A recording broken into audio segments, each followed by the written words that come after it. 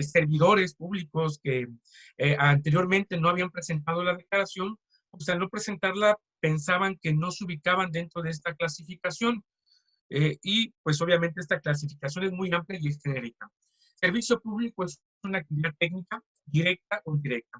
Directa, ¿por qué? Porque se puede prestar a través de la administración pública centralizada o en su caso descentralizada, pero indirecta también porque se puede conceder a particulares la posibilidad de que realicen o presten ciertos servicios públicos, como las concesiones administrativas. ¿Sí? La administración pública activa o autorizada a los particulares que ha sido creada y controlada para asegurar de una manera permanente, ¿sí? Regular, continua y sin propósitos de lucro.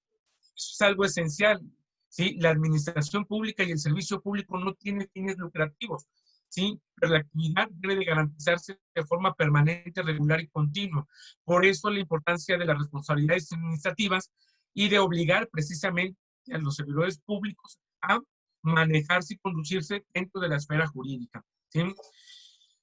Eh, que busca precisamente, nos dice la definición, la satisfacción de una necesidad colectiva de interés general sujeta a un régimen especial de derecho público.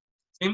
El servidor público, pues es la persona física que desempeña un trabajo material, ¿sí? Intelectual o físico dentro de alguno de los poderes del Estado, bajo un régimen jurídico de derecho público y que lleva con la finalidad de atender necesidades. Y bueno, pues ahí vemos en la imagen, las imágenes que están en la definición, uno de los servicios públicos más importantes pues es el tránsito municipal, servicios de agua, recolección de basura, y bueno, vemos que con la pandemia se ha acentuado mucho precisamente la labor de los médicos, que además de ser profesionales de la salud, pues evidentemente formando parte del sector salud o bien incorporados al Instituto Mexicano del Seguro Social de hacer un organismo público descentralizado, pues también son servidores públicos.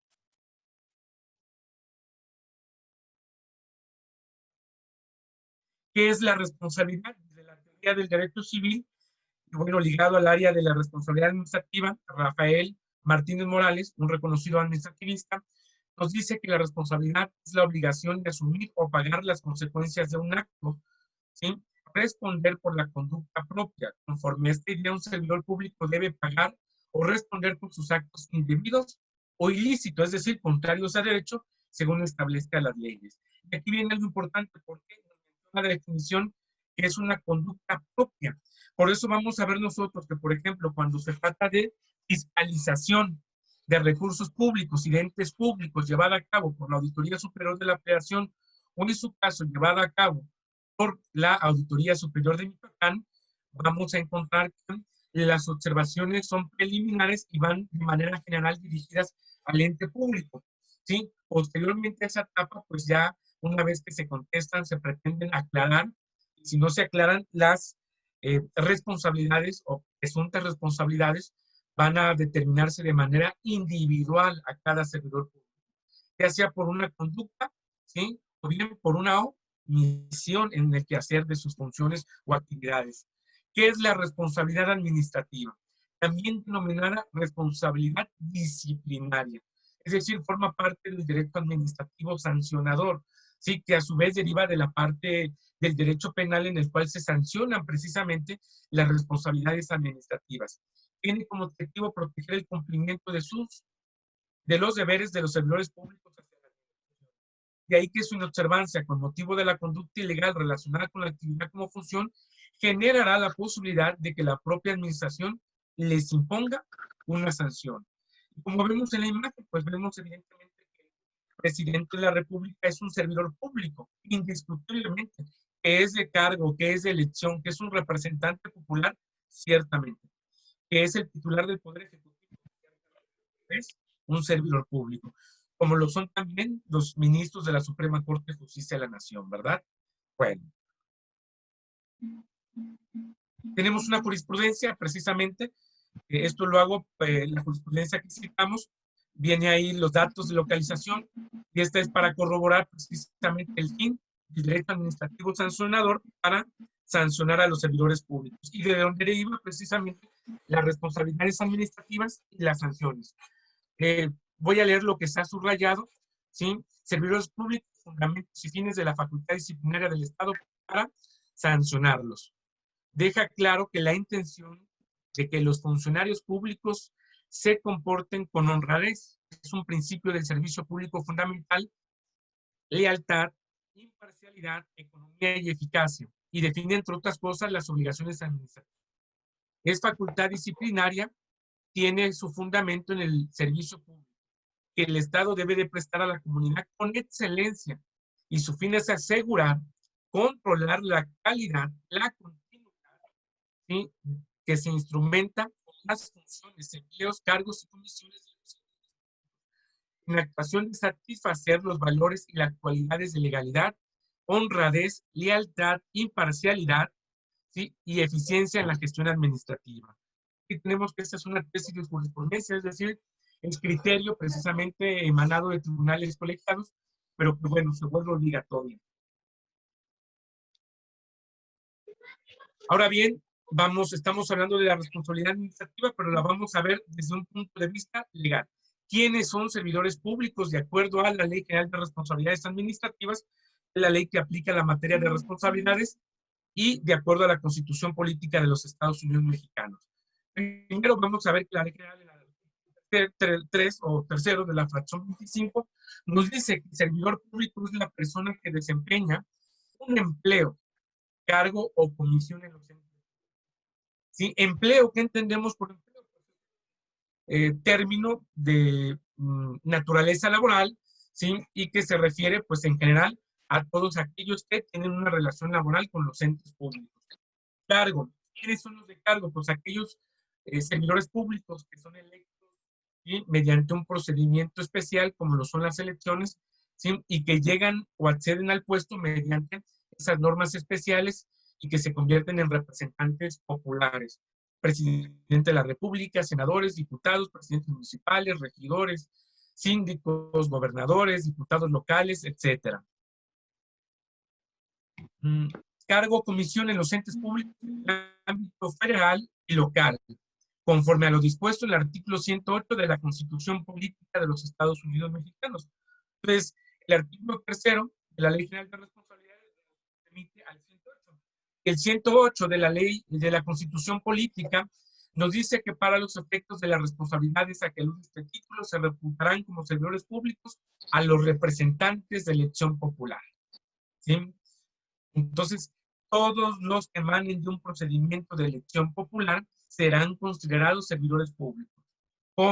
A los miembros del Poder Judicial de la Federación, ministros, jueces, magistrados, consejeros, etcétera. Los funcionarios, aquí nos habla de un rango, funcionarios y empleados, perdón. Y si la ley distingue, quiere decir que son dos actividades diferentes, la de ser funcionario, por una parte, y por otra la de ser empleado, ¿sí? Acuérdense que en materia jurídica, donde la ley no distingue, no hay distinción. Pero en este caso vemos que es evidente que la Constitución sí distingue entre lo que es la función y lo que es el empleo. Y más adelante vamos a ver sus diferencias. En general, a toda persona que desempeñe un empleo, cargo, comisión de cualquier naturaleza en el Congreso de la Unión o en la Administración Pública Federal, así como a los servidores públicos de los organismos a los que esta Constitución otorgue autonomía. ¿A qué organismos a nivel federal se les otorga autonomía? Pues de manera primordial, la Comisión Nacional de Derechos Humanos, ¿sí?, el Instituto de Transparencia y Acceso a la Información Pública Federal, etc. En un segundo párrafo, nos dice los ejecutivos de las entidades federativas, es decir, los gobernadores son servidores públicos, los diputados de las legislaturas locales, los magistrados de los tribunales superiores, en su caso, los miembros de los consejos de las legislaturas locales, los integrantes del ayuntamiento, es decir, presidente, síndico, ¿verdad?, y regidores. ¿Sí? ¿Quiénes más? Y alcaldías, porque en el Distrito Federal pues sabemos que no se les llama ayuntamiento, sino alcaldía. Los miembros de los organismos a los que las instituciones locales les otorgue autonomía. En Michoacán vemos que hay instituciones como la Universidad de Michoacán, el Tribunal de Justicia Administrativa, sí, son órganos constitucionales autónomos, la Comisión Estatal de Derechos Humanos, el Instituto de Transparencia a nivel estatal, etc. Ahora bien, nos vamos a la Ley Local de Responsabilidades Administrativas, que si bien no dista mucho de lo que se establece en la Constitución, pero sí nos dice los integrantes, funcionarios y empleados de órganos del Estado. Ya no se refiere de manera precisa al ayuntamiento, sino a todos en general los órganos del Estado. Ese mismo artículo, que es el artículo 3, pero en su fracción 10, nos define a los órganos del Estado como poderes ejecutivo, es decir, todos los funcionarios y empleados del Poder Ejecutivo, los del Poder Legislativo, todo aquel que trabaje como jefe de departamento, director, asesor, diputado dentro del Poder Legislativo y Judicial.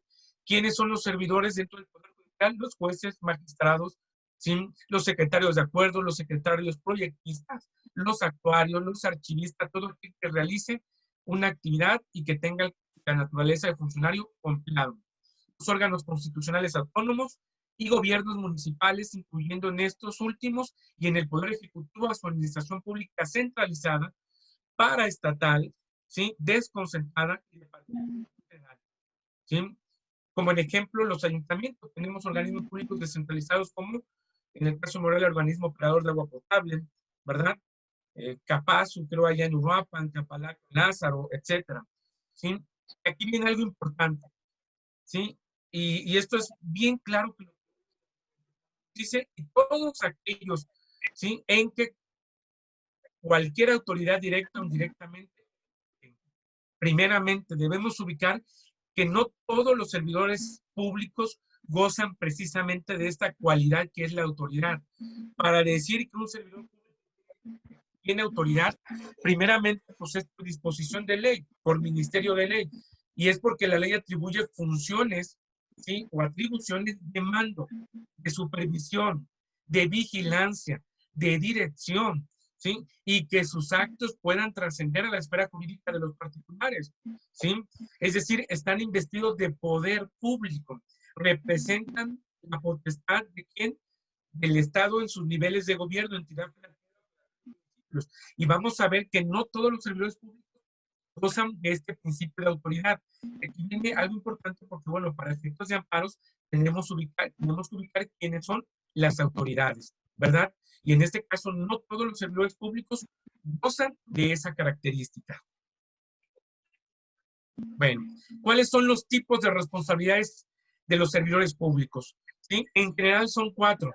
La responsabilidad administrativa, la responsabilidad penal, la responsabilidad civil y la responsabilidad política.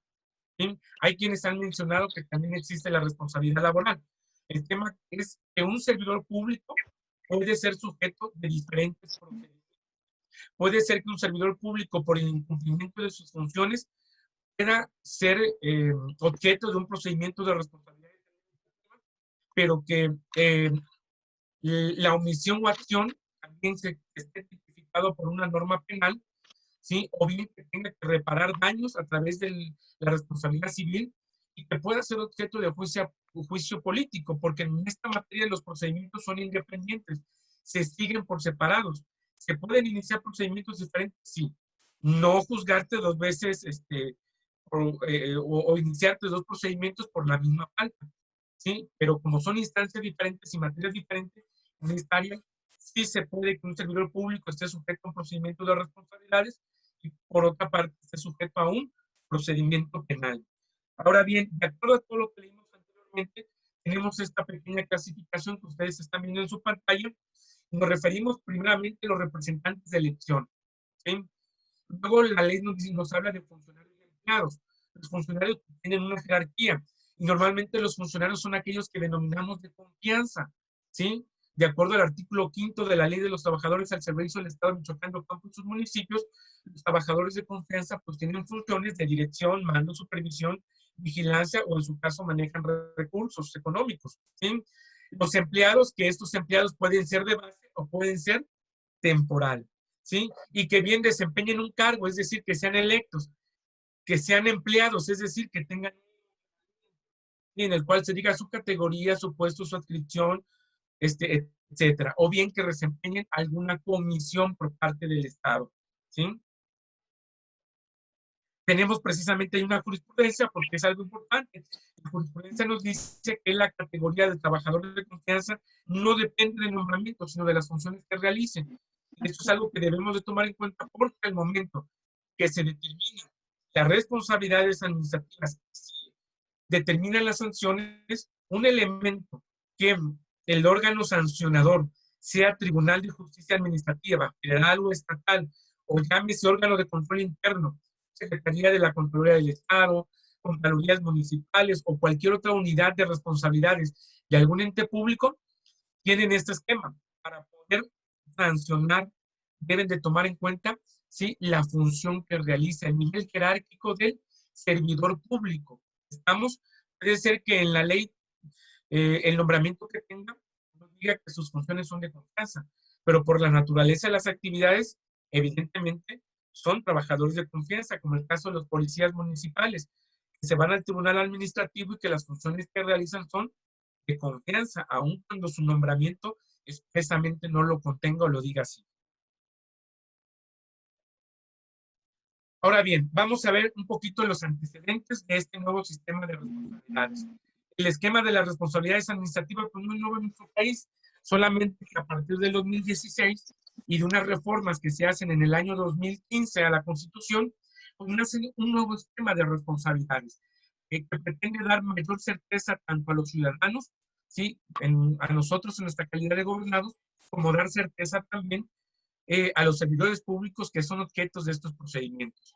Primeramente, tenemos un antecedente de tipo político, que fue el denominado Pacto por México. Es un acuerdo político en el que al inicio de la administración pasada del presidente Enrique Peña Nieto, convoca a las fuerzas políticas y diversos actores sociales a firmar un pacto. Dentro de ese pacto político, pues se establecen medidas en materia de transparencia, rendición de cuentas y combate a la corrupción. Cabe mencionar que esto no fue meramente por un tema de iniciativa propia del presidente Enrique Peña Nieto, sino que México tenía la presión política, mediática internacional, ¿sí?, de la Organización de las Naciones Unidas, de la Organización de los Estados Americanos, ¿sí?, en establecer medidas de porque ya habíamos firmado instrumentos internacionales para combatir la corrupción.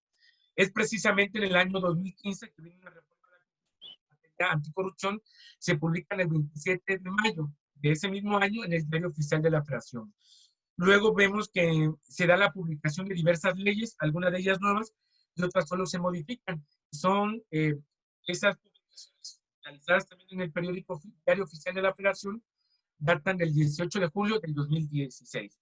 Y ahí se viene una serie de leyes como la ley de fiscalización, la ley general de responsabilidades, reformas a la ley orgánica del Tribunal Federal de Justicia Fiscal y Administrativa, y se cambia el nombre, se le quita lo fiscal y se queda nada más como Tribunal Federal de Justicia Administrativa.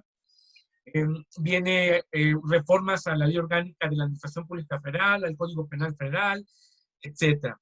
Sin embargo, pues bueno, lo que nos interesa es que entra en vigencia la nueva Ley General de Responsabilidades Administrativas, y entra en vigencia a partir del 19 de julio del 2016. Se da un año de gracia para que las entidades federativas modifiquen su régimen de responsabilidades y creen una nueva ley que esté homologada. Se da un año de gracia, ¿sí? Y como la ley se publica en 2018 y es vigente a partir del día siguiente, es decir, el 19 de julio, tenemos que en Michoacán entra en vigencia, por ejemplo, también la Ley Local de Responsabilidades Administrativas el 19 de julio de 2017, que es la fecha en la que casi todas las entidades federativas emiten su normatividad en materia de responsabilidades administrativas. No sé si voy muy rápido, ¿se va entendiendo? ¿Vamos bien? Ok, bueno. ¿Cuáles son los aspectos relevantes que trae consigo la reforma en materia de combate a la corrupción? Primeramente, se definen las directrices y principios nuevos en materia de responsabilidades. Eran establecidas en el artículo 7 de la Ley General de Responsabilidades Administrativas. Se establecen mecanismos de prevención e instrumentos de rendición de cuentas, como tal es el Código de Ética. Esto es importante porque vamos a ver que quizás en algunos municipios pequeños, en algunos entes públicos descentralizados pertenecientes a municipios, pues quizás no se cuenta con una normatividad tan amplia como manuales de procedimientos, manuales de organización, reglamentos internos, reglas de operación, pero si tienen un código de ética, las conductas descritas en ese código de ética son vinculativas, es decir, obligan a los servidores públicos y su incumplimiento al código de ética pues implica también una vinculación a una probable responsabilidad administrativa y con ello pues posiblemente, ¿sí? Eh, se emiten, se incorpora la posibilidad de recomendaciones en materia anticorrupción. ¿Qué es esto? Nosotros sabemos que también en esa época, en 2016, se emite la Ley General del Sistema Nacional Anticorrupción. Y con esta ley, pues se crea lo que es el sistema anticorrupción y la posibilidad de que el Comité Coordinador del Sistema Anticorrupción emita recomendaciones a los entes públicos federales y estatales y en general a todos los órganos del Estado respecto del cumplimiento de políticas de combate a la corrupción. ¿Sí? Entonces, en Michoacán, el Comité Coordinador, a través de su Secretaría Ejecutiva, podrá emitir recomendaciones, ¿sí?, a los entes públicos obligados, ¿sí?, de establecer mecanismos de combate a la corrupción para verificar si están o no cumpliendo con la ley. ¿Cuál es el problema? Que no son obligatorias, que no son vinculatorias. Aquí lo interesante es que para dar este fortalecimiento a la participación ciudadana, que se ve reflejada en el Comité de Participación Ciudadana, es ese ciudadano el que preside el comité coordinador del sistema federal, nacional y del sistema estatal anticorrupción, pues se requiere que se le dé el carácter vinculativo. Aquí lo interesante hubiera sido que la ley estableciera que eran obligatorias y que si los entes públicos no acataran las recomendaciones del sistema estatal o nacional, pues se diera vista a la Auditoría Superior de la Federación, a la Auditoría Superior de Michoacán, o bien a los órganos o las unidades, más bien, órganos internos de control o las unidades de responsabilidades, para que estas obligaran a que los servidores públicos implementaran esa política en materia anticorrupción. Tenemos que se obliga, ¿sí?, a las personas morales a crear una política de integridad. ¿Qué es esto? Lo que se llama en otros términos legales en Estados Unidos como el famoso compliance, que es la posibilidad de que las personas morales privadas adopten ciertas medidas que permitan crear controles para evitar la corrupción de quién, de sus servidores públicos, y que cuando estas personas morales sean sancionadas por la comisión conductas de corrupción cometidas por miembros, socios, accionistas, pues su sanción sea menor porque evidentemente acreditaron tener una política de integridad. Luego viene la implementación de un sistema de van a llevar los y que permite ese sistema de evolución patrimonial ir monitoreando precisamente el haber patrimonial de los servidores públicos, ¿sí? Realizar investigaciones aleatorias y pedir informaciones a diferentes instituciones para verificar, ¿sí?, o bien confrontar la información del servidor público, ¿sí? Es decir, pedir informes al registro predial municipal, al registro público de la propiedad raíz y del comercio del Estado, al Servicio de Administración Tributaria para ver el patrimonio y los ingresos de un servidor público, ¿sí?, y para ver si esto coincide con lo que está declarando precisamente en su declaración patrimonial y con los ingresos que tiene en su calidad de servidor público, ¿verdad? Bueno, se establece lo que es el conflicto de interés, que es la obligación que se tiene por parte de todo servidor público de manifestar que hay un conflicto de interés, es decir, los intereses de él como servidor público podrían entrar en conflicto, ¿sí?, con los intereses de un tercero. Un ejemplo, yo soy secretario de Obras Públicas, ¿sí?, y mi hermano es socio de una persona moral, ¿sí?, que participa en un procedimiento de licitación de obra y gana la licitación. Yo lo que debo de hacer es manifestar que puede haber un interés. ¿Por qué? Porque pues, soy el director de Obras Públicas Municipales. Él es un constante participador en los procedimientos de licitación, limitación restringida, hasta en los de adjudicación directa. Esta declaración 3 de 3, aparte que nos obliga a esa declaración de conflicto de interés, nos obliga a la declaración patrimonial y nos obliga evidentemente a la presentación de la constancia de declaración fiscal. Pero esto solo aplica para aquellos servidores públicos que estén obligados precisamente a presentar su declaración anual, que estén inscritos con su registro federal de contribuyentes, pero que tengan a su cargo la obligación de presentar su declaración, pagos provisionales y anuales, en este caso, pues, del impuesto sobre la renta y del impuesto al valor agregado, ¿sí? Por otra parte, se implementa lo que es la Plataforma Digital Nacional, que es una especie de buró del servicio público, que lo coordina, en este caso, a nivel federal o nacional, la Secretaría Ejecutiva, que es un organismo público descentralizado, ¿sí?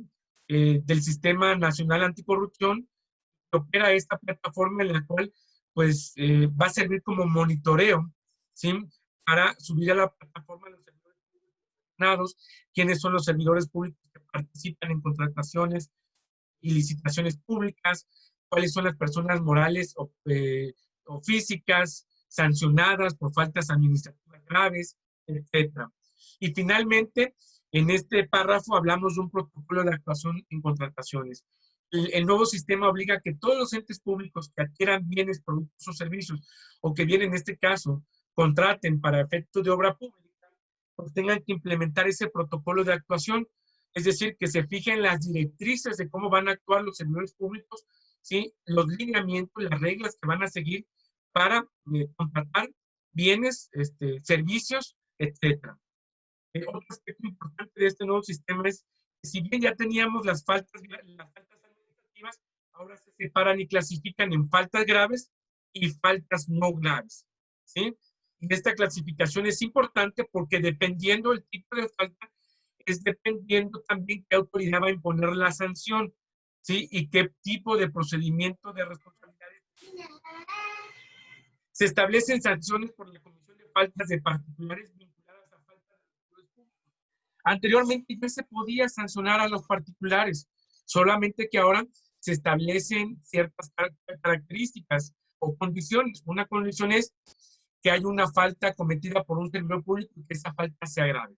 Y si esa falta está vinculada a un tercero, que puede ser una persona física o moral, en su calidad de particular, pues también es el objeto del procedimiento de responsabilidades administrativas y también de una sanción, ¿sí?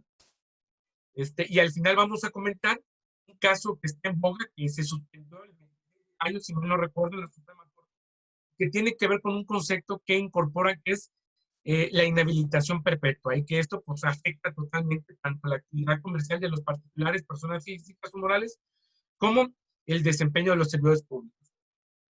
Se establecen parámetros precisos para la determinación de sanciones. Acuérdense que nuestro sistema jurídico mexicano prohíbe la imposición de sanciones por analogía, ¿sí?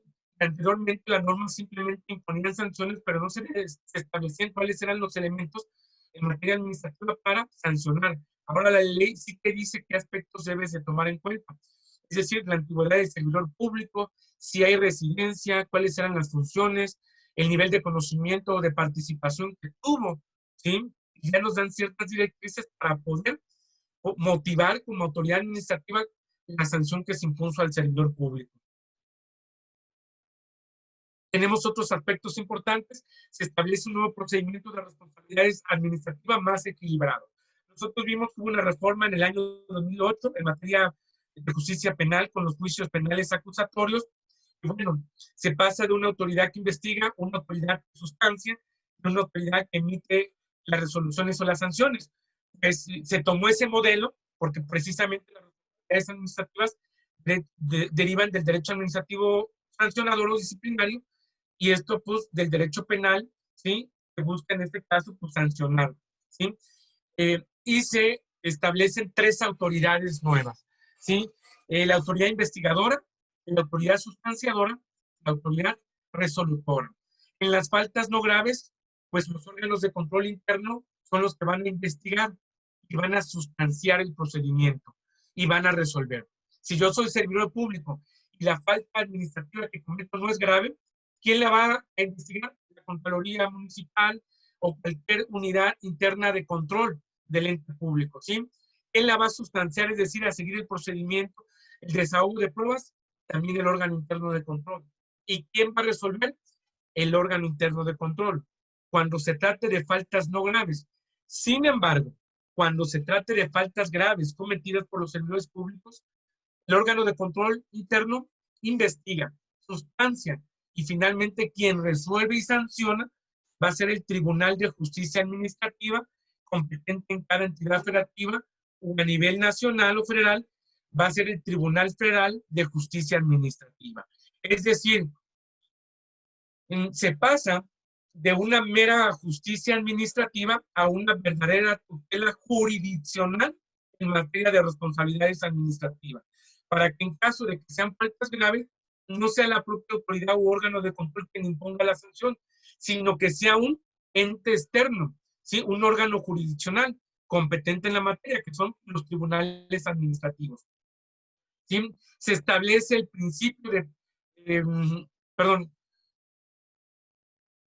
la investigación de las presuntas responsabilidades, aquí es un tema importante, pueden iniciar de oficio. Es decir, la autoridad, órgano interno de control, hace su planeación de auditorías, hace su revisión de control, ¿sí? Interno, y derivado de esas revisiones de control interno o de las auditorías que realice de manera interna, ¿sí? Puede de oficio iniciarla, ¿sí? O bien por denuncias de cualquier ciudadano que presente una denuncia por la omisión o acción que pueda conllevar una responsabilidad administrativa de un servidor público.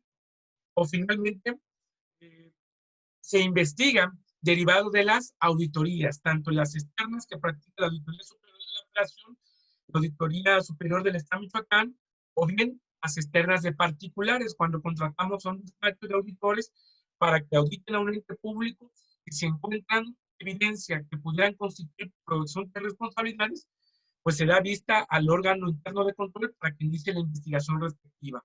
¿Sí?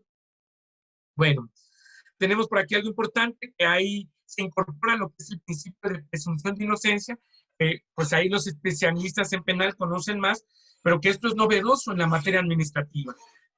Anteriormente se hablaba de procedimientos de responsabilidades administrativas y se sigue manejando en esa manera, pero se hablaba de expediente de responsabilidades administrativas.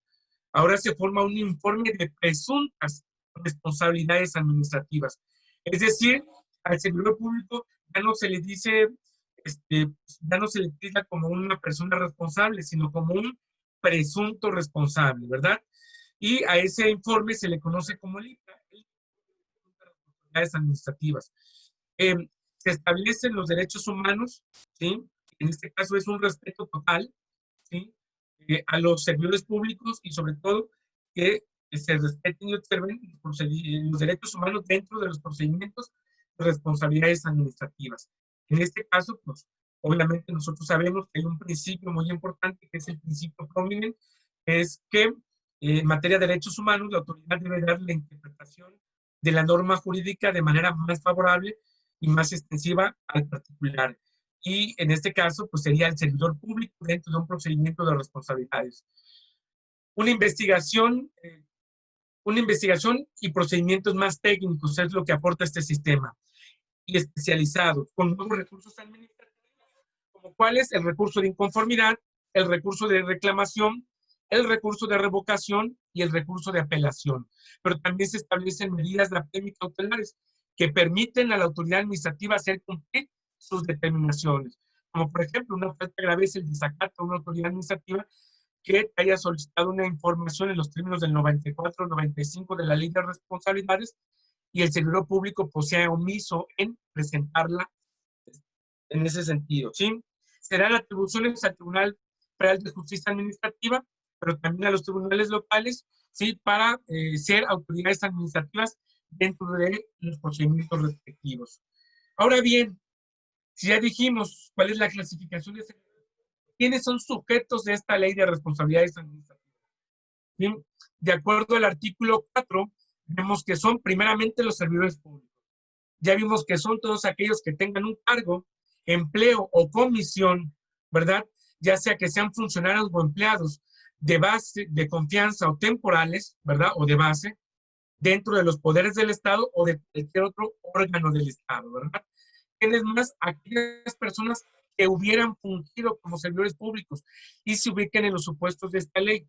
Es decir, no porque haya dejado el servicio público dejo de responder por los actos u omisiones, ¿sí? Que pudieran constituir posibles responsabilidades administrativas durante el periodo en que fungí como servidor público. Puedo ser sancionado. La ley prevé pues diferentes periodos. Faltas administrativas graves prescriben en 7 años y las faltas administrativas no graves prescriben en 5. Es decir, Si la falta es no grave, a partir de que deje el servicio público, pues son 5 años los que tiene la autoridad para sancionarme. O bien, si se trata de una falta administrativa grave, a partir de que yo dejo mi encargo público, la autoridad tiene 7 años para sancionarme. Prescriben en 7 años las faltas graves, en 5 años las faltas no graves. Y finalmente son sujetos de esta ley los particulares vinculados con faltas administrativas no graves, perdón, graves. Se recomienda que leamos el artículo 8 y 9 de la ley para ampliar. No podemos verlo aquí porque realmente pues, necesitamos algún diplomado, algún taller más amplio para abundar todo, pero lo pongo en las diapositivas para que ustedes puedan complementarlo. Principios que deben observar los servidores. ¿Sí? De acuerdo al artículo 7 de la Ley General de Responsabilidades, ¿sí? Y que son los mismos principios que recoge la ley local en la materia, tenemos el principio de disciplina, el de legalidad, que ese pues evidentemente es el principio esencial de los actos de autoridades que sean legales. ¿Sí? En este caso es que cumplan con los elementos de fondo y forma con la competencia, pero también que cumplan los requisitos del artículo 8 y 9 del Código de Justicia Administrativa, que norma y reglamenta precisamente los actos administrativos. ¿Sí? ¿Cuáles son sus requisitos de forma y de esencia? Otro principio importante lo es el de objetividad, el de profesionalismo, el de honradez. Y el de honradez lo marco totalmente. En un diplomado que tomé hace algún tiempo en la Ciudad de México, uno de los ponentes o maestros, el magistrado César Molina, ¿sí? Magistrado de una sala en el Estado de México, en Toluca, en materia de responsabilidades administrativas, nos decía, miren compañeros, con uno solo de los principios que los servidores públicos observaran, no habría ni siquiera la necesidad que hubiera todo un sistema de responsabilidades. Y es ese principio. Si el servidor público observara el principio de honradez, no existirían las responsabilidades administrativas. Tan sencillo. ¿Sí? No ocupamos todo lo demás más el de ser honrado. Eso implica ser honesto y hablar con la verdad, ser honesto contigo mismo y ser honesto hacia afuera. Si yo soy honesto, soy profesional, soy leal, soy íntegro, ¿verdad? Pero hacia afuera soy legal, soy objetivo, soy eficaz, ¿sí? Rindo cuentas y bueno, se da la eficiencia. Entonces, esos 11 principios son los que aplican o que deben aplicar los servidores públicos y que también son vinculativos y que una responsabilidad administrativa se puede iniciar, ¿sí? Precisamente por incumplimiento a uno de esos principios, con independencia de las responsabilidades u obligaciones que a detalles establezca la ley. Bueno, aquí tenemos, aquí vamos a ver que, bueno, la interpretación, los que son más expertos en los métodos de argumentación jurídica sabemos que hay lo que se conoce interpretación contrario censo. La ley nos dice cuáles son las obligaciones, un catálogo de faltas no graves, sino que nos dice que el no cumplimiento de estas obligaciones se considerarán como faltas no graves. Ejemplo, ¿cuál es mi obligación en sentido positivo? Cumplir. En sentido negativo, el incumplimiento con las funciones, atribuciones y comisiones encomendadas, ¿sí? ¿Qué implica? Una falta no grave. Ahora bien, en sentido positivo, mi obligación es denunciar. En sentido negativo, el incumplimiento o la falta de denuncia, ¿sí? De los actos o omisiones que en ejercicio de advertir y que puedan constituir falta administrativa, será falta no grave. Si yo como servidor público no denuncio la existencia de una falta administrativa, ya sea grave o no grave, teniendo conocimiento de ella, entonces caigo en la circunstancia de falta administrativa no grave. La obligación es atender las instrucciones. La falta administrativa grave es no atender las instrucciones, ¿sí? De superiores siempre que éstas sean acordes con relacionadas con el servicio público.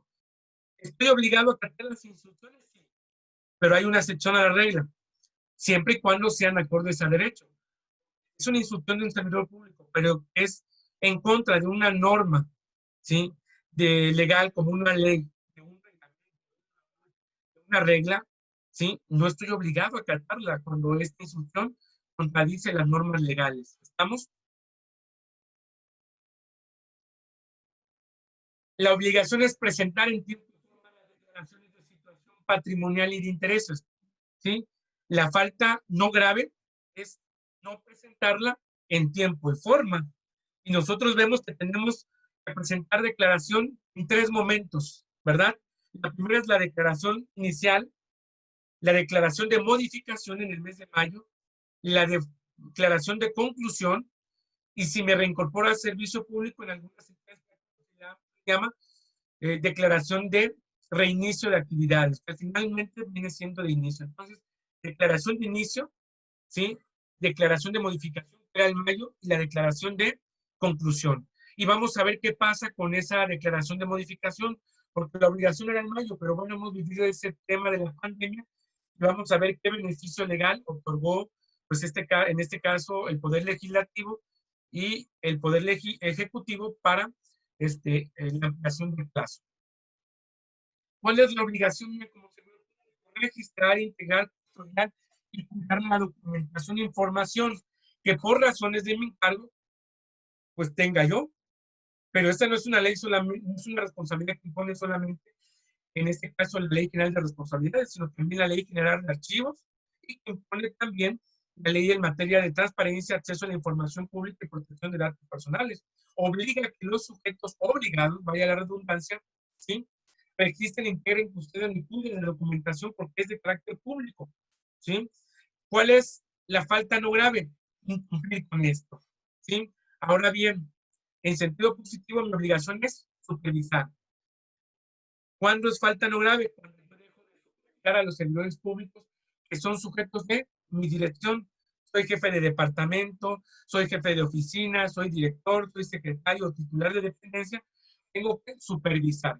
¿Cómo acredito yo que superviso? Pues, emito un oficio donde les digo que informen, que presenten documentación, que presenten una nota informativa de sus actividades, del cumplimiento de esto. Estoy supervisando las funciones o actividades de mis subalternos.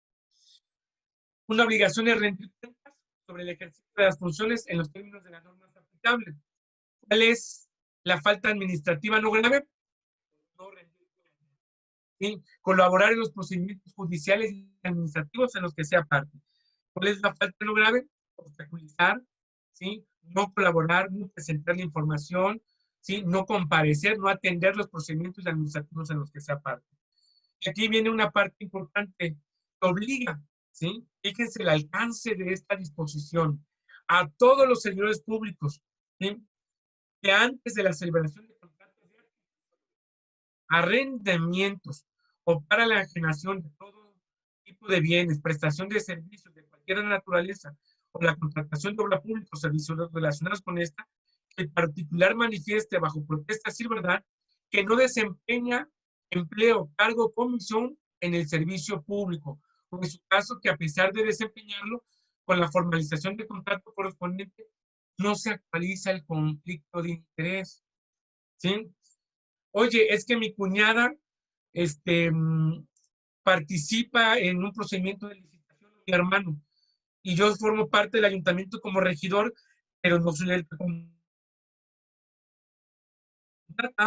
pues entonces manifestar que puede haber un conflicto.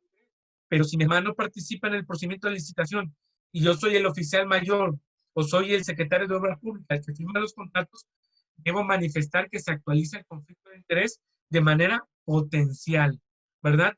Para que después no se diga que hubo tráfico de influencias, influyentismo y que pues, nos ubiquen en la comisión de una falta administrativa grave. Y bueno, sin perjuicio de la obligación anterior, obligan también, va más allá, no solamente contrates. Y esto es porque hemos visto que hay muchas empresas en la práctica fantasma, que se contratan obras y servicios y resulta que cuando se verifica el domicilio de la persona moral, resulta que el domicilio no existe y que meramente se constituyó una persona moral para que pudiera emitir CFDIs, comprobantes fiscales, ¿sí? Nada más. Entonces, ahora la ley obliga a que se revise a las personas jurídicas, que se revise su constitución, ¿sí? Quiénes son sus socios, quiénes son los integrantes del consejo de administración, para ver que no se incurra precisamente en ese conflicto de interés. Que yo revise y diga, a ver, espérame, vamos a ver quiénes forman parte de la persona moral, para saber si tiene algún vínculo con alguno de los servidores públicos del ayuntamiento, o de gobierno del estado, o de algún otro ente. ¿Estamos? ¿Sí me escuchan? Ok.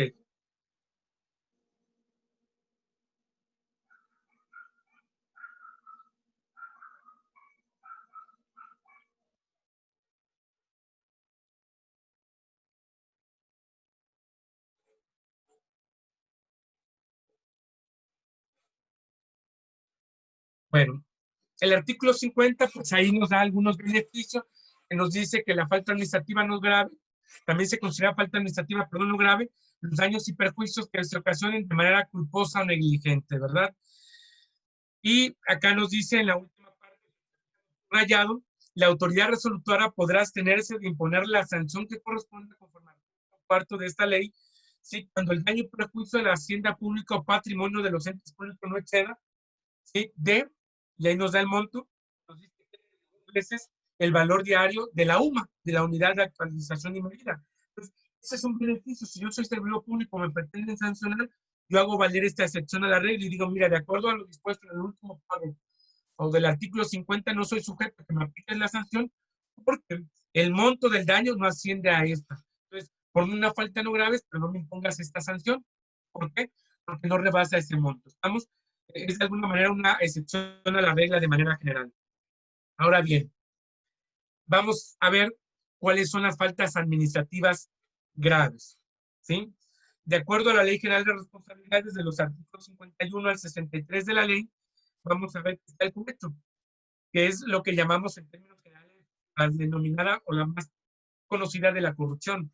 Cuando ofrecemos a un servidor público una dádiva, un beneficio en dinero, en bienes, en servicios, ¿sí? Por que nos ayude a que se resuelva de manera más rápida algún trámite o recibir algún beneficio de la autoridad, sea estatal, federal o municipal. Ese es el cohecho. Tenemos el peculado, ¿sí? Que es cuando se hace uso de recursos públicos cumpliendo las normas jurídicas, ya sea para beneficio propio o para beneficio de un tercero. El desvío de recursos, ¿sí? La utilización indebida de información, el abuso de funciones, actuación bajo conflicto de interés. Esto es, yo no manifesté el conflicto de interés en el momento de que la autoridad investiga, descubren que hay conflicto de interés, ¿sí? Contratación indebida cuando contrata un servidor público que ha sido sancionado y que está en la plataforma digital nacional de servidores públicos sancionados o un particular, sea persona físico moral, sancionados por faltas graves. Enriquecimiento oculto, ¿sí? Ocultamiento de conflicto de interés, simulación de acto jurídico, tráfico de influencia, encubrimiento, cuando soy servidor público, conozco que alguien cometió una falta administrativa y no la denuncio, se llama encubrimiento. No atiendo, no atiendo los requerimientos de la autoridad administrativa, órganos internos de control, autoridades de fiscalización o bien unidades de responsabilidades y caigo en desacato. Nepotismo. Ahora bien, hay algo curioso, porque las responsabilidades administrativas que se consideran como falta grave, resulta que en el ámbito penal muchas de ellas coinciden y son conductas parecidas. En el Código Penal se clasifica como delitos por hechos de corrupción y están contenidos del artículo 212 al 224 del Código Penal Federal.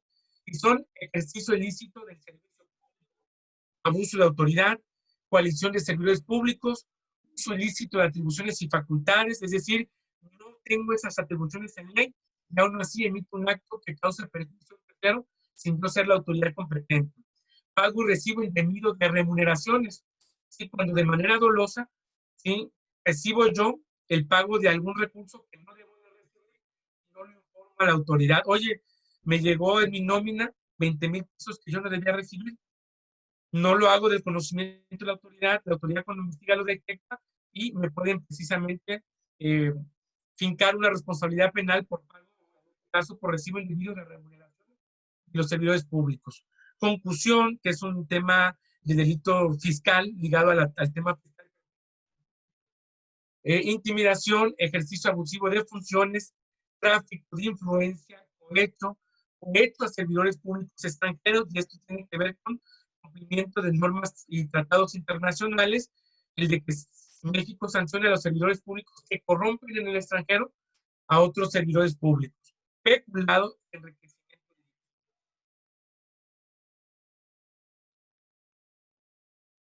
Bueno, Aquí tenemos los elementos, ¿sí?, para la determinación de las responsabilidades y las sanciones administrativas.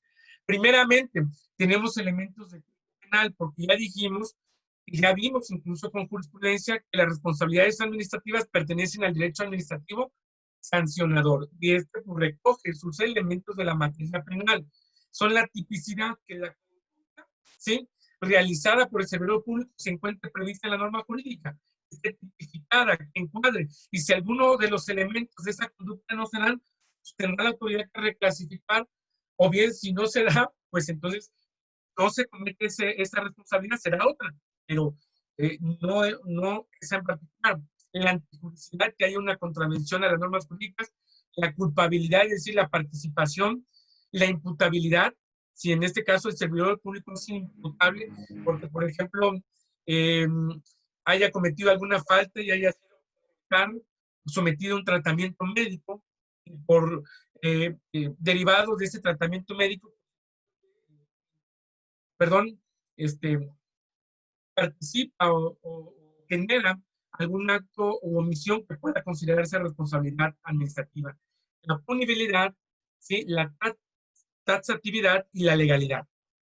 Ahora bien, ¿cuáles son los elementos para determinar las sanciones en materia de las responsabilidades administrativas y de acuerdo a la ley?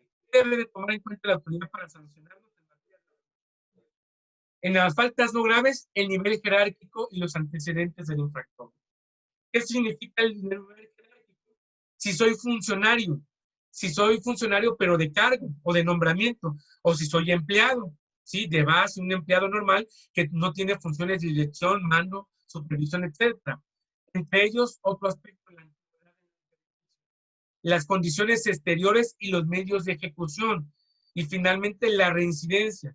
No es la primera vez el servidor público que comete esta falta, es la segunda o la tercera, pues en base a eso la sanción será mayor, ¿sí? O atendiendo al nivel jerárquico también puede ser mayor. Para la determinación de las sanciones en faltas graves, se deben de tomar en cuenta los daños y perjuicios patrimoniales causados por los actos o omisiones. Daños y perjuicios patrimoniales causados ¿a quién? Pues al ente público, ¿sí?, del cual forma parte el servidor público. Se debe tomar en cuenta el nivel jerárquico y los antecedentes, entre ellos pues también la antigüedad del servicio, las circunstancias socioeconómicas del servidor público, las condiciones exteriores y los medios de ejecución, la reincidencia en el incumplimiento de obligaciones, el monto o de beneficio obtenido. Ahora bien, ya vimos cuáles son los elementos para determinar las sanciones. Ahora bien, ¿cuáles son las sanciones de acuerdo a las responsabilidades? Que vamos a ver que son sanciones que se replican también, en este caso, para la ley local. Por faltas no graves, a mí como servidor público del Poder Legislativo, del Poder Judicial, de los ayuntamientos, de los órganos constitucionales autónomos, me pueden imponer como sanción una amonestación pública o privada. Es decir, me llaman ante la presencia de los miembros del ayuntamiento. Puede ser por escrito, incluso puede ser delante de otros superiores jerárquicos. Suspensión del empleo, ya sea o del cargo o de comisión. Destitución del empleo, ¿sí? Puede destituirse al gobernador, al presidente municipal, ¿sí?, por esta vía. Yo pensaba hace un tiempo que sí, que no, pero hay un criterio de la Suprema Corte, que bueno, en este momento no lo traigo porque no era objeto del tema, donde se establece que son procedimientos separados y que a un servidor público de cargo se le puede iniciar juicio político, pero también procedimientos de responsabilidades y destituir por faltas graves, ¿sí? Inhabilitación temporal para desempeñar empleos, cargos, comisiones en el servicio público y para participar en adquisiciones, arrendamientos y servicios de obra públicas. Vamos a ver que por faltas graves son las mismas sanciones, que solamente hay una diferencia. En el caso de faltas graves no hay amonestación pública o privada, pero sí hay sanción económica, es decir, la multa, que tiene como finalidad, ¿sí?, pues que el servidor público, pues de alguna manera, repare o resarza el daño, ¿sí?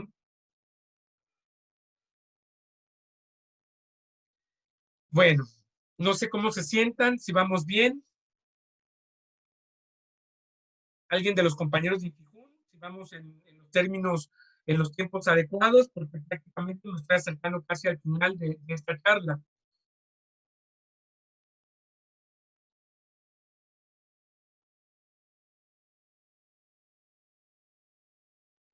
Bueno, entonces seguimos. Aquí hay un tema importante en cuanto a los temas de relevancia. ¿Sí? Aquí yo les quería compartir precisamente hoy en día un tema que está en boga en la Suprema Corte de Justicia de la Nación, la acción de inconstitucionalidad que se presenta data del 2019, pero pues apenas el 26 de mayo se estaba presentando una propuesta en la Suprema Corte y vamos a conocerlo. El 11 de mayo del año 2019 se publica en el periódico oficial del Estado de Jalisco una reforma legal, ¿sí? Que modifica los artículos 144, fracciones 4, inciso B y fracción 5 del Código Penal para el Estado de Jalisco, ¿sí?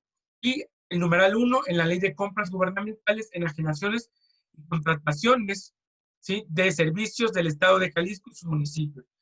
Esa modificación de reforma está mediante el decreto número 27.265 de la 62 legislatura del año 2019, que incorpora la sanción de inhabilitación perpetua para ocupar un cargo público y de participar en adquisiciones.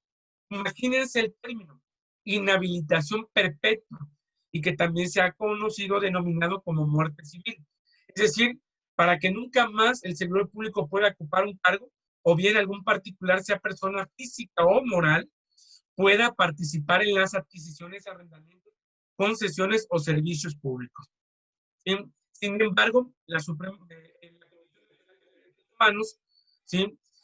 Presenta una acción de inconstitucionalidad, la acción identificada con el número 60 diagonal 2019. Ahí viene precisamente el link donde encuentran el documento de la acción de inconstitucionalidad. La presenta el presidente de la Comisión Nacional de Derechos Humanos y es en contra de las autoridades denominadas Congreso del Estado de Jalisco y Gobernador Constitucional del mismo Estado.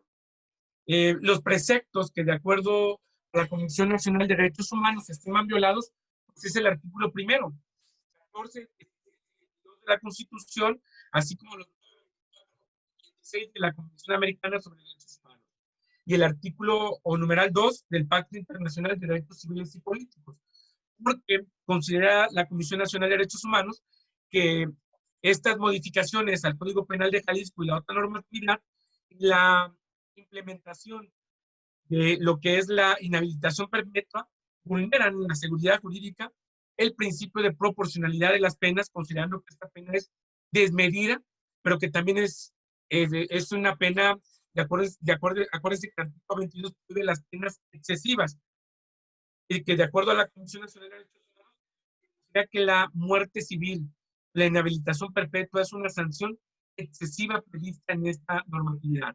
¿Sí? Eh, es importante que estemos atentos porque realmente surgen muchas reformas, modificaciones en materia de responsabilidades, muchas veces no llegamos a percibirlas. Este tema me pareció importante porque en efecto, en opinión de un servidor, es excesiva. Ustedes recuerdan que en la materia penal, pues, obviamente se sanciona en este caso al particular que comete un delito, ¿sí?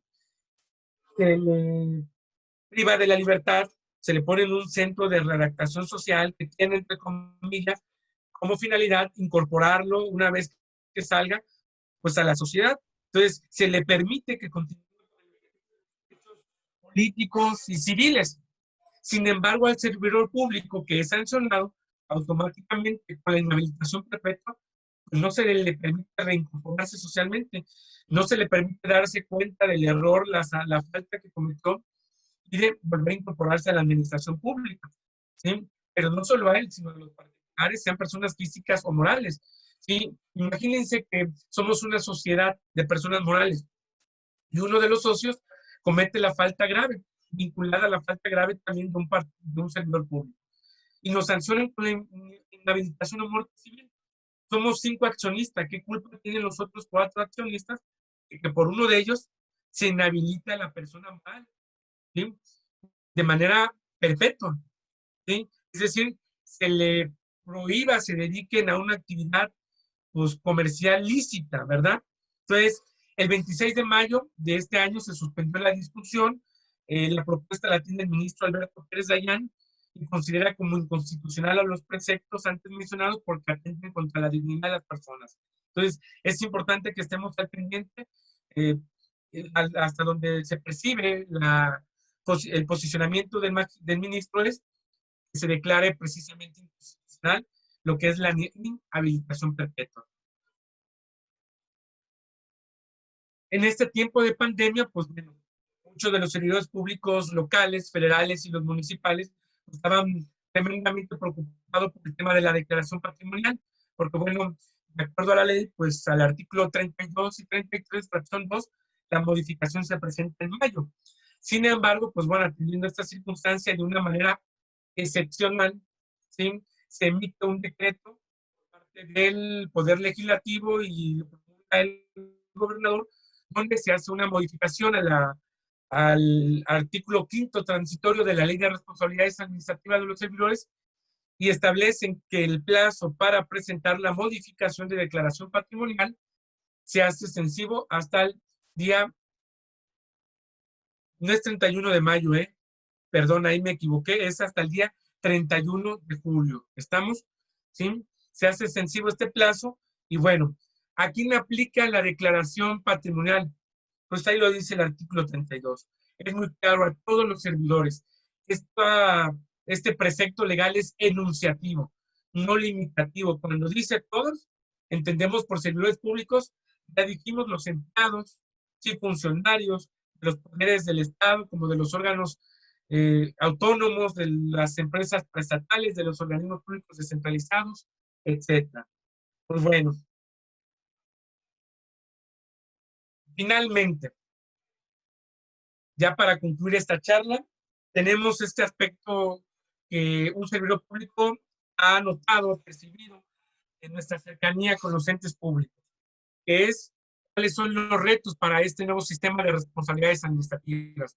Primeramente, me parece que un reto fundamental es la capacitación en materia de responsabilidades administrativas, que me atrevo a decir que casi es nula en el Estado. No se perciben cursos por parte de los entes públicos donde se capacita a los servidores públicos en esta materia. Dos, se requiere ya urgentemente profesionalizar a los servidores públicos. En la práctica vemos que muchos de los servidores públicos que llegan a cometer, más bien que por sus omisiones o acciones, son sujetos de responsabilidades administrativas, debe ser por el desconocimiento de la norma, porque muchas veces tampoco son personas con el perfil profesional o técnico para desempeñarse en esa área.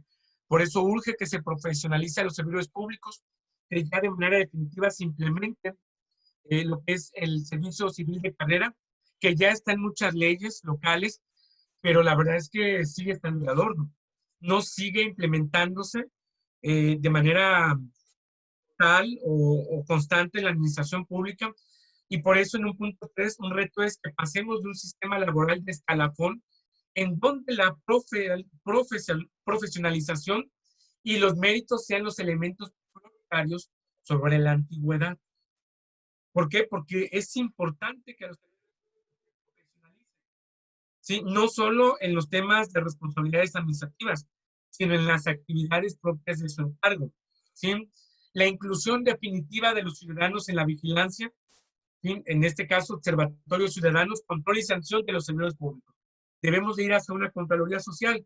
Hoy en día vemos a los comités de participación ciudadana, vemos a los comités de obras públicas, de adquisiciones, a los comités de desarrollos municipales llenos de ciudadanos a los cuales meramente se les deja un papel de observadores y no se les dan más facultades que permitan emitir recomendaciones y dar vista a otros órganos de fiscalización y de control de la administración pública para que se obligue a los servidores públicos que verdaderamente cumplan con los planes de desarrollo municipal, a que se sujeten precisamente al cumplimiento de las disposiciones legales. Necesitamos fortalecer la participación ciudadana, pero no como órganos de adorno, sino como verdaderamente órganos de vigilancia, de control y de supervisión para que obliguemos a la administración pública, pero desde afuera, desde los ciudadanos, a cumplir con sus funciones.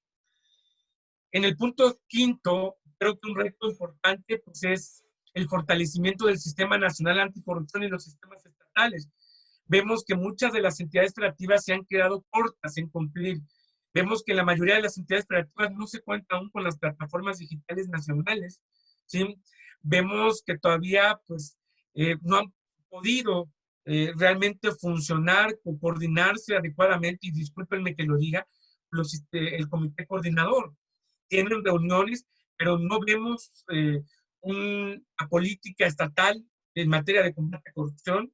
Se acaba de aprobar en el mes de enero la política nacional, apenas siendo que la Ley General de Responsabilidades y la Ley del Sistema Nacional Anticorrupción en el 2016, y es precisamente hasta 2020 de este año donde se empieza a trabajar en ese plan o programa o política nacional de combate a la corrupción, pero realmente pues no vemos un portal de esos órganos, no vemos la transparencia de este sistema, no sabemos muchos aspectos todavía. Entonces hay que fortalecer al Sistema Nacional Anticorrupción, a los sistemas estatales, ¿sí?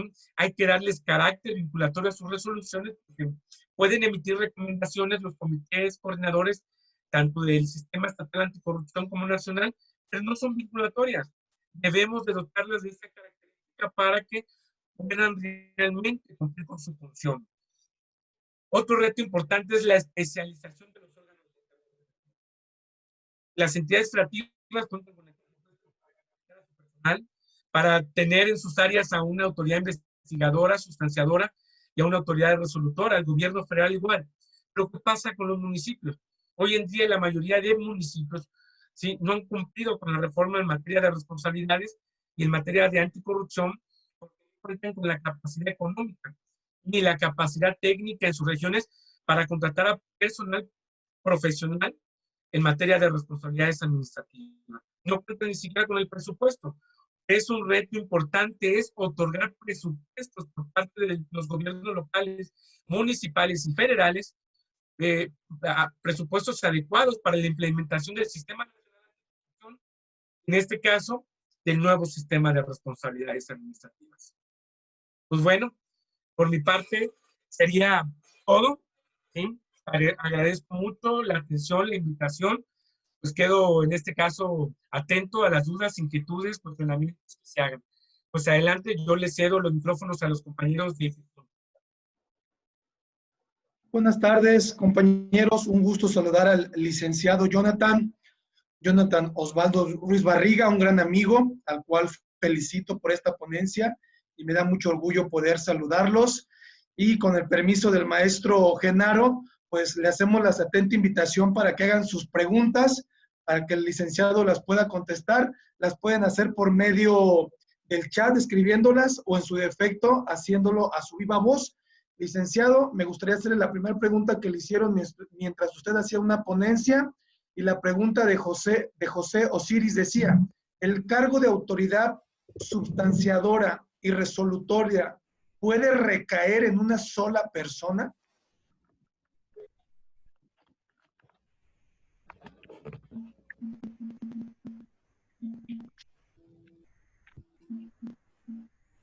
No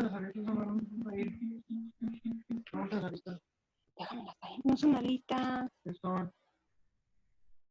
Es carne asada. Licenciado, perdón que lo interrumpa. Licenciado, perdón que lo interrumpa. Necesitamos que nos ayude habilitando su micrófono. Listo. ¿Ya me escuchan? Bueno, ahora sí. En este caso hay una provisión expresa de la ley de que no puedan complementarse en dos áreas iguales la misma función. ¿Sí? La finalidad precisamente de incorporar a autoridades en materia de investigación, sustanciación y resolución es que no se concentren en una sola autoridad la sanción, para evitar precisamente que haya temas pues, de conflictos políticos, que las responsabilidades administrativas se conviertan en un tema precisamente de persecución política, ¿sí? Perfecto, muchas gracias. Recordarles que a todos aquellos que quieran hacer una pregunta de a viva voz, los que están por medio de su laptop, de su lado izquierdo, en su parte inferior de la computadora, pueden seleccionar para quitar el silencio, y los que no, bueno, por medio de su teléfono, es más práctico. Les recuerdo, Viene otra pregunta, maestro. Dice Carmen Cisneros. Maestro, ¿existe alguna responsabilidad cuando un abogado representante de un ente público alarga juicios en los cuales nada se le concede y solo por retrasar y alargar los juicios? Repito otra vez la pregunta, licenciado Osvaldo. ¿Existe alguna responsabilidad cuando un abogado representante de un ente público alarga juicios en los cuales nada se le concede y solo por retrasar y alargar? Solo por vamos a ver, ya están llegando las preguntas. Y solo por retrasar y alargar los juicios. Miren, ahí hay un tema. Recordemos que hay abogados que forman parte de la administración pública y tienen nombramiento. Hay otros abogados que se les da mandato, ¿sí? Y que esto pues, son de manera externa y que muchas veces no tienen un nombramiento.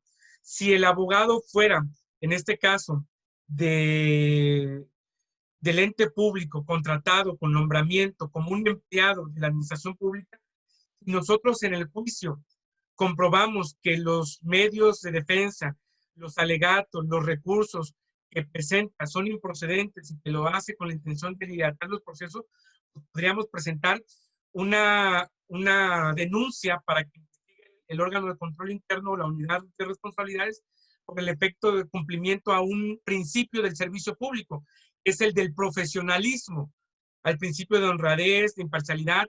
Pudiéramos nosotros encuadrar eso precisamente en que el servidor público no está actuando con profesionalismo al dilatar los procedimientos y presentar recursos, ¿sí? Meramente para que no se le llegue o imparta la justicia a un particular, ¿sí? Pero cuando son externos, pues bueno, aquí tendríamos nosotros que echar mano dentro, pues en este caso, de los órganos o los procesos jurisdiccionales, ¿sí? Pues, en este caso, pues el abogado no lo podemos nosotros culminar.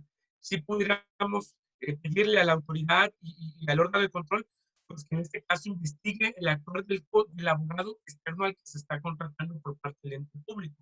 No sé si queda aclarada, resuelta la duda. Muchas gracias, maestro. Otra consulta. Dice, los notarios públicos, personal de salud, los docentes de educación básica, ¿en qué supuesto se ubican para no presentar declaración? Ese es un mito que se ha pensado también. Yo soy maestro de Michoacana y que en un momento cuando se nos avisó que teníamos que presentar declaración, pues varios compañeros saltaron al decir que pues, nunca nos habían pedido la declaración. Sin embargo, aquí hay un tema esencial y tenemos que verlo desde la perspectiva del artículo 32 de la Ley General de Responsabilidades. Primero, la Ley General emana de la Constitución y eso le da un carácter pues trascendental en el sistema jurídico mexicano de norma general. Y en ese sentido, cuando la ley dice todos aquellos que trabajen para los poderes legislativos, ejecutivo, judicial, los trabajadores del sector salud pues, dependen en este caso de la administración pública centralizada, del poder ejecutivo. Los trabajadores en este caso, ¿cuál otros me mencionaban?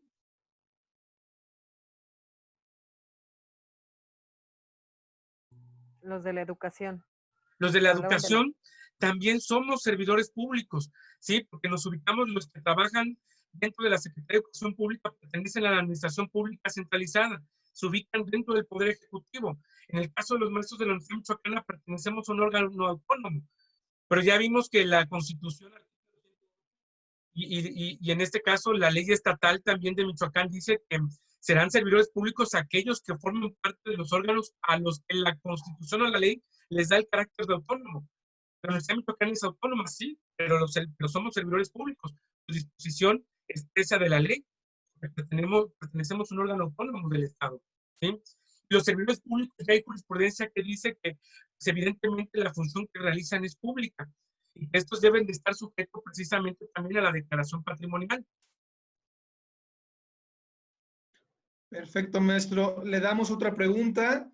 Dicen, el hecho de que un elemento de tránsito municipal dilate la puesta a disposición de un hecho de tránsito sí detenido, ¿puede ser una responsabilidad no grave? Aquí hay un tema importante. Recuerden que los policías tienen protocolos de actuación.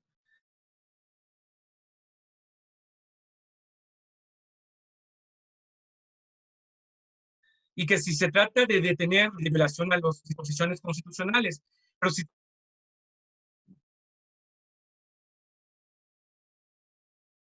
se trata de una detención de tránsito activa, ¿sí? Entonces,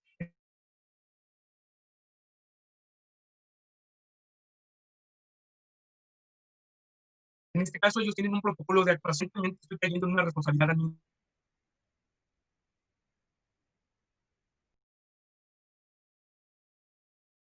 administrativa, ¿sí? Aquí propiamente no sería grave,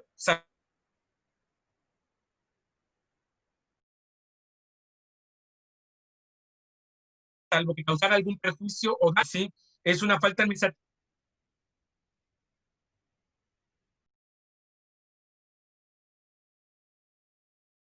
pero se golpeó, se lastimó, riesgo la vida de él, ¿me explico? Pero yo diría que es un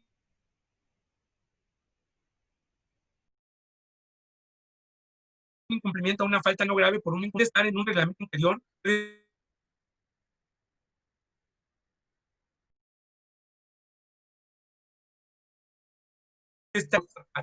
¿Sí?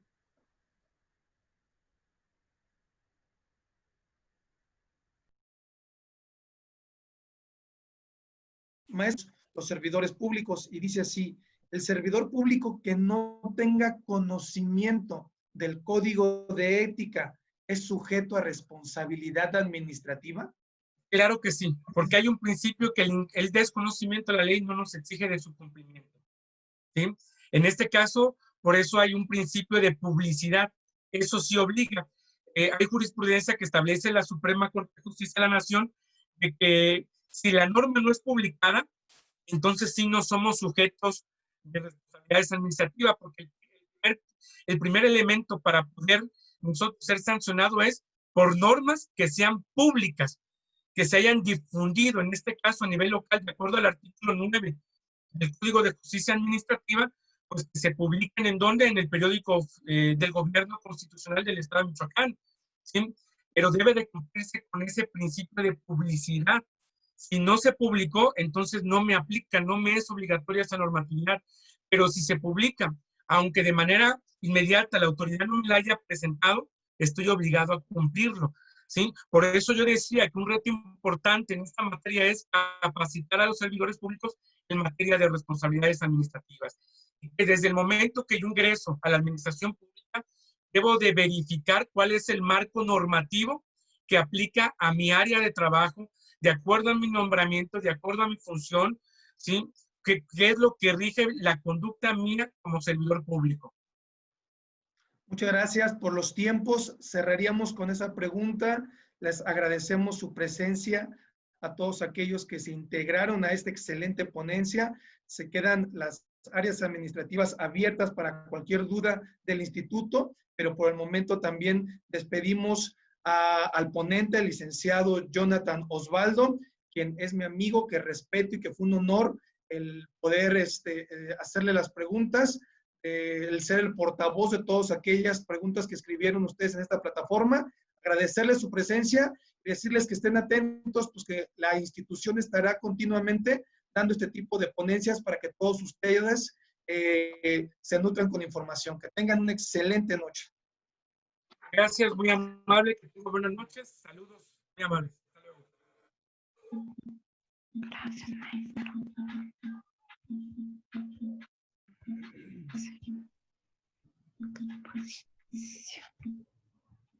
Muchas gracias, maestro Miguel Santamaría. Muchas gracias, maestro Jonathan. Alguien del instituto, Juan Manuel o Melissa, que gusten comentar a los jóvenes asistentes. Yo voy a hablar, Genaro. Gracias. ¿Sí me escuchan bien todos? ¿Sí? Excelente. Bueno, pues muy buenas noches. Mi nombre es Melissa Corral, la encargada de la promoción y difusión educativa del Instituto IFIJUM.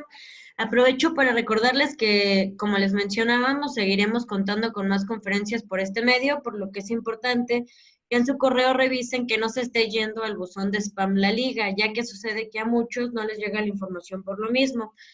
Les comentamos de primera mano que nuestra próxima conferencia será el próximo 9 de junio del año en curso con el tema Reelección Legislativa, Políticas Públicas, un nexo de legitimidad democrática a cargo del profesor y maestro Olivio López Mújica. Esa no. ¿Mande? Sí, ya pueden ver la imagen en pantalla. Y comentarles que tomando en cuenta las respuestas del formulario, se ha decidido crear un grupo de WhatsApp para informarles sobre las futuras conferencias, diplomados y oferta educativa de licenciaturas, maestrías y doctorados. En un momento se los haré llegar en el chat para que puedan unirse sin problema. Al mismo tiempo, les compartimos que durante todo el mes de junio tendremos un 15% de descuento en las mensualidades de cualquiera de nuestros programas de licenciatura, maestría y doctorado, que iniciarán en el mes de agosto. Si hay alguien interesado en nuestros programas, les proporciono también el celular de la institución por medio del chat. Muchísimas gracias y nuevamente muy buenas noches. El Instituto de Formación e Investigaciones Jurídicas del Estado de Michoacán agradece la asistencia de todos y cada uno de ustedes a ser partícipes de las conferencias que tenemos para ustedes dentro de esta plataforma, con el objetivo de enriquecer y fortalecer sus conocimientos en el ámbito jurídico. Gracias a todos.